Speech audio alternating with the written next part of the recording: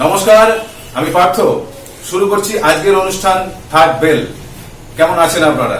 নিশ্চয়ই সবাই সুস্থ আছেন, ভালো আছেন। চলুন, গত সপ্তাহে দীপকদার সঙ্গে আমরা কথা বলছিলাম, নাট্য ব্যক্তিত্ব, চলচ্চিত্র অভিনেতা দীপক হালদার। আজ তার সঙ্গে শুনবো তার জীবনের বাকি কথা। আমাদের চলবে প্রশ্নোত্তর পর্ব। চলুন দীপকদা, তোমাকে আরো একবার আমাদের অনুষ্ঠান থার্ড বেলে স্বাগত। দীপকদা, একটা সময় ছিল আমাদের কলকাতার বাংলা থিয়েটার প্রযোজনা সারা ভারতবর্ষে বিখ্যাত ছিল, কিন্তু সময়ের স্রোতে বইতে বইতে আমাদের তুলনায় ভারতবর্ষের বিভিন্ন প্রান্তের থিয়েটারগুলো তার প্রযোজনায়, উপস্থাপনায় অনেক বেশি এগিয়ে গেল, আমরা পিছিয়ে পড়লাম। এর কারণ কি বলে মনে হয়? এর কারণ তোমাকে আগেই বলে দিয়েছি একটা প্রশ্ন, যে আমাদের এখন যে রাজনৈতিক সচেতনতার অভাব আমাদের মধ্যে, এবং সেই অভাবের জায়গা থেকে বিষয় বাছা, কন্টেন্ট, কোন থিয়েটারটা আমি করবো, কেন করবো, এই প্রশ্নটা আগে জরুরি। একটা নাটক নামিয়ে দিলেই তো হয় না। কেন একটা নাটক নামাতে যাবো আমি, আর কেন সেই নাটকটা লোকে দেখতে আসবো? সুন্দর সেজেছি বুঝেছি বা সুন্দর অভিনয় হচ্ছে বলে তাতে মানুষের কি যায় আসে? মানুষ আরো অনেক কিছু এর থেকে বেটার সুন্দর কিছু দেখতেই পায়। প্রথম কথা হচ্ছে যে বাংলা থিয়েটার এবং এখনকার বাংলা থিয়েটার মানে প্রসিনিয়াম থিয়েটার, আমরা বড্ড বেশি শিকড়হীন হয়ে যাচ্ছি। মানে আমাদের বাংলার মাটিতে যা আছে, যে রসদ আছে, সেইগুলোর সাথে এই শহুরে থিয়েটারের কোনো যোগাযোগ নেই। আর আমি যদি আমাকে রিচ করতে হয়, আমাকে কিন্তু আমার নিজের মাটিটাকে নিয়েই রিচ হতে হবে। আর আমি যদি মাটিটাকে না নিয়ে রিচ হতে যাই, তো আমি একটা ইউরোপিয়ান থিয়েটারের ধাঁচে একটা বাংলা নাটক করলাম, তো সেই নাটকটা কেন লোকে দেখবে? সে তো ওই থিয়েটারটা দেখবে। আমি যদি এখন হচ্ছে যে এই সময়ের জানান দেওয়া থিয়েটারকে, থিয়েটার সেই দায়িত্বটা সবসময় নিয়ে এসেছে, নেয়, কিন্তু সেটার অভাব এখনকার বাংলা থিয়েটারে পরিষ্কারভাবে। এখন যে থিয়েটারগুলো হচ্ছে, খুব কম মানুষ সেই থিয়েটারটা করছে, কিন্তু বেশিরভাগই যা থিয়েটার করছে সেইগুলো আমার কাছে কোথাও মানে নেই। মানে কেন থিয়েটারটা এখন করছি এটা খুব অপরিষ্কার মনে হয়, যার ফলে দর্শকও সেটা বুঝতে পারে। যে কারণে তোমার মনে হচ্ছে যে বাইরের যে রাজ্যগুলো, সেই মারাঠি থিয়েটার বলো বা অন্যান্য জায়গার যে থিয়েটারগুলো বলো, ইভিন আমি তোমাকে বলছি শহর থেকে বাইরে মফস্বলেও যে থিয়েটারগুলো হচ্ছে, সেগুলো অনেক বেশি রিলেভেন্ট। হয়তো তারা কলকাতায় রেগুলার আসতে পারছে না। আর এটার কোনো মানেই নেই যে কলকাতায় থিয়েটার না করতে পারলে আমি বোধহয় গাত্র থেকে গেলাম, তার কোনো মানে নেই। তার নিজস্ব দর্শক তৈরি হচ্ছে সেখানে, সেই থিয়েটার দেখতে লোকে আসছে। সুতরাং ওইটা একটু ভাবার যায় না। আচ্ছা, এবার আমরা একটু, এখন ভোটের হাওয়া চলছে, রাজনৈতিক তরজাও চলছে, তো আমরা একটু রাজনৈতিক কথা বলি। হ্যাঁ, কিছু যায় আসে না, কেউ কিছু মনে করবে না। শোনো, পশ্চিমবাংলার বাম রাজনীতি এবং গ্রুপ থিয়েটার আন্দোলন, এই দুটো অঙ্গাঙ্গী ভাবে জড়িত ছিল। এরা বিভিন্ন প্রান্তিক মানুষকে একত্রিত করে তাদের মুক্তির কথা বলেছে, সংগ্রামের কথা বলেছে, অধিকারের কথা বলেছে। যত সময় গড়িয়েছে দেখা গেছে এই প্রত্যেকটি মানুষ, কেউ রাজনৈতিক দল ভরসার ওপর বেঁচে রইল, কেউ ব্যক্তি নির্ভর হয়ে পড়লো। এই যে নির্ভরতা হয়ে তারাই টুকরো টুকরো হয়ে গেল। যারা মুক্তির কথা বলতো, সংগ্রামের কথা বলতো, ঐক্যবদ্ধতার কথা বলতো, তারা নিজেরাই তো ঐক্যবদ্ধ ছিল না। এর কারণ কি বলে মনে হয়? আমি খুব ছোটবেলায় যখন ক্লাস 6-7-এ পড়ি, তখন পশ্চিমবঙ্গের দল বলতে সিপিএম, কংগ্রেস, এই দিকে বড় হয়েছে। আমাদের ওখানে সেই অর্থে বামফ্রন্ট বলতে, যে মানে আমি আরএসপি অনেক পরে দেখেছি, আমি ফরওয়ার্ড ব্লক অনেক পরে বুঝেছি, ও এটা বামফ্রন্টের আর একটা দল। সিপিআই অনেক পরে বুঝেছি। আমি দেখতে দেখতে বড় হচ্ছি, রাস্তাঘাটে তারা সিপিআই হাত কংগ্রেস। কিন্তু অদ্ভুতভাবে তখন যেটা দেখতাম, যে আমি এটা এই প্রসঙ্গে আসছি একটু পরে, যে একটা ভোটের এদেরও একটা টেন্ট হয়েছে, ভোটের দিন এদেরও একটা টেন্ট হয়েছে, এবং অদ্ভুতভাবে এই টেন্টের মানুষ ওই টেন্টে গিয়ে লুচি আলুদম খাচ্ছে, ওর মানুষ ওখানে গিয়ে লুচি আলুদম খাচ্ছে। এইটা দেখতে দেখতে বড় হয়েছে, কিন্তু বড় হওয়ার পর যখন এই কয়েক বছর আগে থেকে, মানে আমি বলছি যে 34 বছর 2006 সালে ভোটের সময় থেকেই, তখন টিএমসিও চলে এসছে আর অন্যান্য চলে এসছে, তখন দেখলাম আস্তে আস্তে মনে করো দুটো ছেলে একই সঙ্গে বড় হয়ে ফুটবল খেলতো, পাড়ায় খেলাধুলা করতো, গলাগলি বন্ধু, কিন্তু রাজনীতিটা অদ্ভুতভাবে তাদের মধ্যে বন্ধু বিচ্ছেদ ঘটিয়ে শত্রুতায় পরিণত করে দিল। এটা আমার চোখের সামনে দেখা। এবং এই যে ব্যক্তি রাজনীতি কখনো বামপন্থীতে ছিল না, মানে বামফ্রন্টের মধ্যে ছিল না, তারা দলীয় রাজনীতি করত, কিন্তু তবুও কোথাও জ্যোতি বসু নামটা এমনভাবে থাকত যে ওটা তো কোথাও ব্যক্তি। এবং থিয়েটারের ক্ষেত্রেও সৌম্য মিত্রের থিয়েটার, রুদ্রপ্রসাদ সেনগুপ্তর থিয়েটার, উৎপল দত্তের থিয়েটার, অর্থাৎ এই যে দলের যে গণতান্ত্রিক অবস্থা, এইটা মনে হয় কোথাও একটা স্বচ্ছতা ছিল বলে আমার মনে হয় না।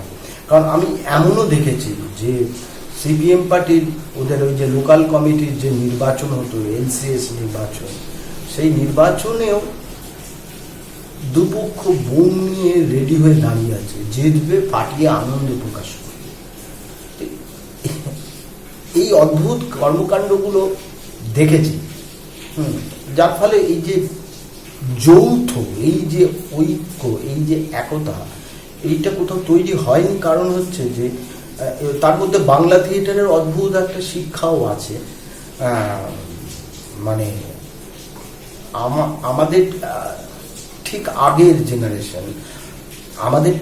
জেনারেশন তাদের সেই সময় থেকে দেখা গেল থিয়েটারগুলোতে, মানে যে থিয়েটারের দলগুলোতে তোমার হাতে গোনা 1.5 কি 2 জন অভিনেতা।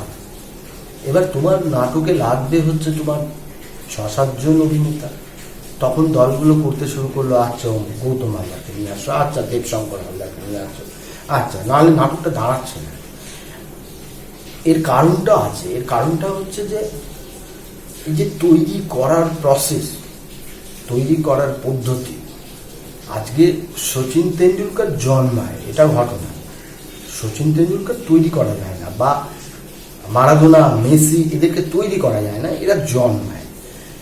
কিন্তু সৌরভ গাঙ্গুলি বা রাহুল দ্রাবিড়, এই ধরনের প্লেয়াররা চর্চায় তৈরি হয়। তা ওই চর্চাটা দলগুলোতে, মানে সমস্ত দল, গুটি কয় দল বাদ দিয়ে ওই চর্চার অভাবের জায়গা থেকেই কোনো অভিনেত্রী তৈরি হতো না। আর চর্চার জায়গা নেই, প্লাস যারা যাচ্ছে তাদেরও ওই মানসিকতা, আমাকে পারতেই হবে, আমাকে শিখতেই হবে, আমাকে জানতেই হবে, আমি এটা করে ছাড়বো। এই যে ভেতরের ওই যে লড়াইটা, ওই জেদ, ওই আকাঙ্ক্ষা, ওই একটা উইল পাওয়ার থাকে, ওটারও কোথাও অভাব। এই সমস্ত কিছু শুধুমাত্র ব্যক্তি, কেন ব্যক্তি, তার পেছনে এইগুলোও আসে। সুতরাং ওইটা ওই জগা খিচুড়ি মার্কা যার ফলে হয়েছে। হ্যাঁ দীপকদা, অনেক কিছুর মধ্যে দেখো তর্ক বিতর্ক সব নিয়ে চলতে থাকে। দেখো, আজ যেভাবে তোমরা থিয়েটার করছো, তোমরা যেভাবে প্রযোজনা করছো, যেভাবে কাজ করছো, এর থেকে ভালো কিছু করতে হলে বাংলা থিয়েটারে কি করা উচিত বলে তুমি মনে করো? বলতে প্রথম কথা বলি, আমি এখন কোনো থিয়েটার করছি না, মানে করার। এখন আমাকে থিয়েটার করতে হলে আমাকে প্রচুর ভাবনা চিন্তা করে করতে হবে। কারণ এখন আমি সম্পূর্ণ আমার লক্ষ্য, আমার সংসার, আমার যে নিজের যে কাজ, সেই কাজগুলো। সুতরাং আমি যদি থিয়েটারে কিছু আমার কথা বলার থাকে তাহলে আমি সেটা করব, এবং সেটা হয়তো আমি নিজেই করতে পারি, আমি নিজেকেই সেই জায়গায় নিয়ে যাওয়ার চেষ্টা করতে পারি। তার জন্য কিছু ফান্ড দরকার, সেগুলো নিজে ব্যবস্থা করার চেষ্টা করছি। কিন্তু কেউ একটা থিয়েটার, সেই থিয়েটারটা আমার কাছে এই সময় করা প্রয়োজনীয় কিনা সেটা আমাকে বুঝতে হবে। আর ভালোভাবে শোনো, খুব ভালো লাইট করলাম, খুব ভালো মেকআপ হলো, খুব ভালো কস্টিউম করলাম, এর থেকে অনেক বড় প্রশ্ন হচ্ছে যে আমি কি বলতে চাইছি নাটকটার মধ্যে, সেটা কি এখন মানুষের খুব প্রয়োজন? সেই প্রয়োজনীয়তাটা বুঝতে হবে। যদি সেটা থাকে তাহলে আমার মনে হয় না ওই বাহ্যিক উপরের ব্যাপারগুলো এখন দরকার আছে। যে কারণে আমি একটু আগে তোমাকে বললাম যে এখন অনেক বেশি প্রয়োজন হচ্ছে স্ট্রিট থিয়েটার, মানে পথে মানুষের সঙ্গে মিশে গিয়ে থিয়েটার। সেটা যদি করতে পারে কেউ, আমি তাকে স্যালুট জানাবো। আসলে না, সব বিষয়ে আলোচনা করতে গিয়ে আমার কোথাও কোথাও মনে হচ্ছে আমরা একসঙ্গে অনেক কিছু পেতে চাই, হ্যাঁ, এবং সেটা খুব তাড়াতাড়ি। তো ওই কথা প্রসঙ্গে আসছে, সৌম্য মিত্র একবার বলেছিলেন, সাফল্যের কোনো শর্টকাট হয় না, প্যাশন থাকতে হয়। তুমি কি মনে করো আজকের দিনে দাঁড়িয়ে এই কথাটা কতটা সত্যি? অবশ্যই প্রাসঙ্গিক, সবসময় প্রাসঙ্গিক। শর্টকাটে সত্যি তো কিছু হয় না। মানে তেনজিং নরগে যখন এভারেস্টের মাথায় উঠেছিল, সেটা কি শর্টকাট রাস্তা ছিল না? অনেক কষ্ট করতে হয়, অনেক কষ্ট করতে হয়। শর্টকাট রাস্তা প্রথম কথা জাতির সকলের মেনটেন করতে পারে না। মনে করো তুমি ডিরেক্টর, তোমার ছেলে আছে, তাকে তুমি হিরো বানাবে, সেই হিরোটার ক্ষেত্রে, তোমার ছেলের ক্ষেত্রে সেটা শর্টকাট রাস্তা। কারণ অন্য কোনো মানুষের টাকায় তাকে কাজ করতে হচ্ছে না, তার বাবা প্রডিউসার জোর করছে বা তার বাবাই প্রডিউসার, সেটা শর্টকাট রাস্তা। সেই শর্টকাট রাস্তা ধরে ও হয়তো একটা সুযোগ পেল বা আরো 2-4টে সুযোগ পাবে, কিন্তু তারপরেরটা করতে গেলে তো তোমাকে ভাই তৈরি হতে হবে। আর এই তৈরি হওয়াটা আর এই ধাক্কা খাওয়াটা, এটাই শিক্ষা, এটাই তোমাকে জীবন থেকে মানুষ সবচেয়ে বড় বেশি শেখে। মানে একটা মাঝি যে মাছ সমুদ্রে নৌকায় করে নিয়ে, ট্রলি নিয়ে মাছ ধরতে যায়, সে সেই সময় যে হাওয়াটা বা দিচ্ছে, ঢেউ কোন দিক থেকে কোন দিকে তাকে আছড়ে ফেলতে পারে, সেই ট্রলিটা নিয়ে আবার ঠিকভাবে ফিরে আসা, এই শিক্ষাটা কে দেবে? তাকেই, নিজেকেই তৈরি করতে হবে। সুতরাং একটা মানুষ, মহান মানুষ সৌমিত্র যা বলেছেন, ওর বাইরে কোনো কিছু নয়। আজকে যে মানুষটাকে ওই যে হাজার হাজার রান করছে, সে যে ভোর 5টার সময় উঠে রেগুলার শিবাজি পার্কে গিয়ে ব্যাটটা করতে, সেটা আমরা ভুলে গিয়ে শুধু তার সেঞ্চুরিটা দেখলে হবে না, সেটা আগে দেখতে হবে। তোমার এই দীর্ঘ থিয়েটার জীবন, তারপরে চলচ্চিত্র জীবন, অনেকটা পথ হেঁটে এসে আজকে আমি তোমাকে সামনে দেখছি। তোমার পরের প্রজন্ম বা আজ যারা নতুন আসছে, এদের তুমি কি পরামর্শ দিতে চাও? থিয়েটার অভিনয় করতে গেলে বা শুধু অভিনয়টা করতে গেলে কিভাবে করতে হবে, কিভাবে আসতে হবে? আমাদের থিয়েটারের ভাষায় একটা কথা আছে, যখন আমরা কোনো চরিত্র করি, হু অ্যাম আই, যদি তুমি সত্যি অভিনেতা হও, মানে অভিনেতা সত্তা বা অভিনেতা হওয়ার ইচ্ছা তোমার মধ্যে থাকে, তাহলে তোমাকে মাটি কামড়ে থিয়েটারটা করতে হবে। অন্য কোনো উপায় নেই বস, কোনো জায়গা নেই, কোনো আলাদা কোনো রাস্তা নেই। এবং সেইখান থেকে ছটফটানি নয়। যেমন ডিকশনারিতে সেদিকে দেখলাম, এই যে স্কিল মানে দক্ষতা, অধ্যাবসায়, এর আর একটা অদ্ভুত মানে আছে, স্থিতধী। এই যে স্থিতধী, মানে আমি একটা সময় এত বছর বললাম এই ধরনের, মানে 27 বছর থিয়েটারের যে অভিনয়ের যে এই যে চর্চা, এটা তো খুব একটা কম সময় নয়। আজকে আমাকে ক্যামেরার সামনে দাঁড়িয়ে বলো বা স্টেজে দাঁড়িয়ে বলো, আমি নিজের কাছে নিজে, একমাত্র আমার চ্যালেঞ্জার কিন্তু আমি নিজেই, অন্য কেউ না। পৃথিবীর কোনো একটা আমাকে চ্যালেঞ্জ দিতে পারবে না, কিন্তু দীপক হালদারকে চ্যালেঞ্জ দিতে পারবে, এটা আমি বিশ্বাস করি।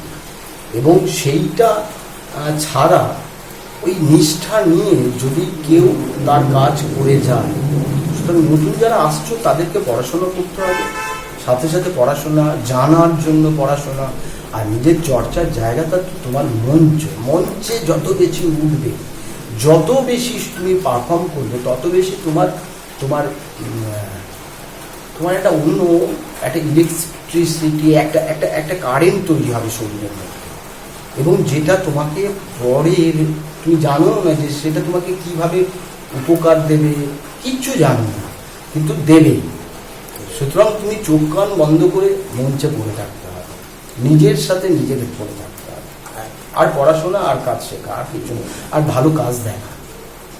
দীপক দা, তোমার সঙ্গে দীর্ঘক্ষণ আলোচনা করে আমরা অনেক কিছু জানতে পারলাম, অনেক কিছু বুঝতে পারলাম। মানা টিভি ইন্টারন্যাশনাল বাংলার পক্ষ থেকে তোমাকে অনেক অনেক ধন্যবাদ।